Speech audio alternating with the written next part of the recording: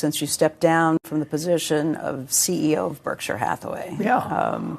It was a long, long run, very successful run. How is your life different today? Well, it's not much different, except for I go in every day. To the office. Yeah, I go in every day to the office. I don't accomplish hardly anything. I mean, in terms of, it just takes me way longer to do things, and Greg is so good.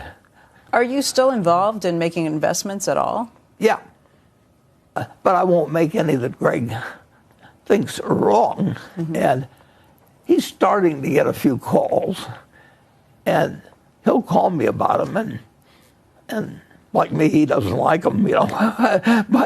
but calls for deals, you mean? He'll keep me posted. Yeah, well, it's investment bankers calling him, and they'll sell them. You know, they'll try and sell anything, but I cut them off in about 10 or 15 seconds, and.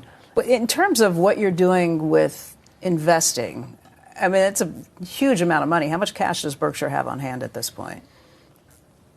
It's probably north of $350 billion in cash and treasury bills. Yeah. You're still making new purchases? Got one tiny purchase, but we aren't finding things that well, let's talk about that. The market has come down substantially. Not substantially. Well, you've got both the Dow and the NASDAQ in correction territory. It's the worst performance on a quarterly basis for stocks in about 4 years. Do things look cheaper to you? No. 3 times since I've taken over Berkshire, it's gone down more than 50%. The worst probably was the 2007-8 period, although there was that one Monday when you had 21% in a day. I mean, this is nothing.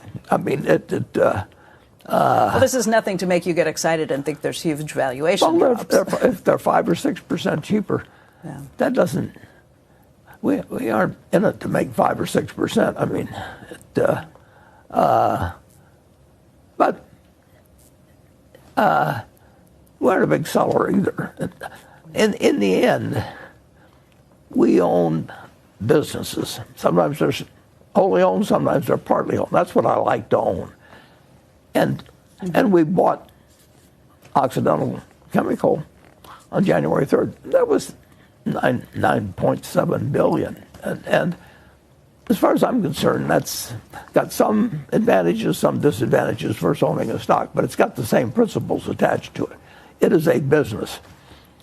We get calls all the time, and they're silly calls, but like I said, it takes me 5 seconds to say no. Greg's a little more polite than I am, but I just as soon get the calls just to see what people are doing. But they aren't offering anything that's at an attractive price, and what they want is a trade. When I got up this morning, I actually looked at a stock on the computer in the trades in London that we're buying, and it's down, and I felt good. What was the stock? It was an English stock. So you look at this. I mean, would you have done that anyway, whether or not the futures were down? Would you still be buying? Well, we were buying it on Friday, but it's cheaper this morning, and that's good news. So you buy more as a result? Absolutely.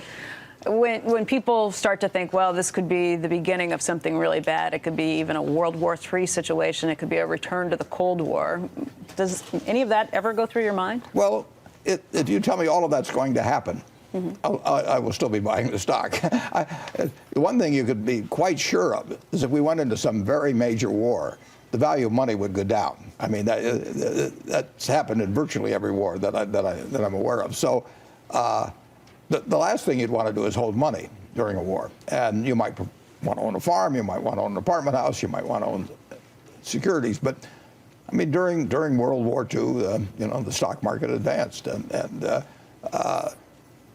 stock market's going to advance over time. American businesses are going to be worth more money. Now, dollars are going to be worth less, so that money won't buy you quite as much.